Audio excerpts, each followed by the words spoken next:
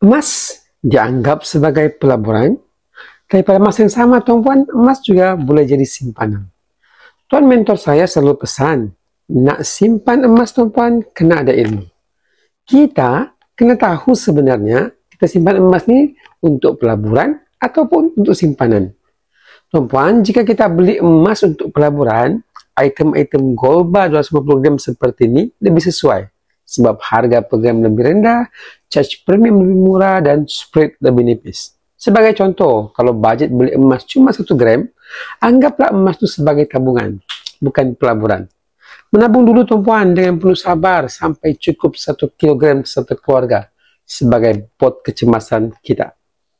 Nak mudah dan murah, menabunglah melalui akaun emas GAP. Tabung sikit-sikit, tuan-puan, letak target cukup. Matlamat kita boleh bermula serendah RM100, tuan-puan.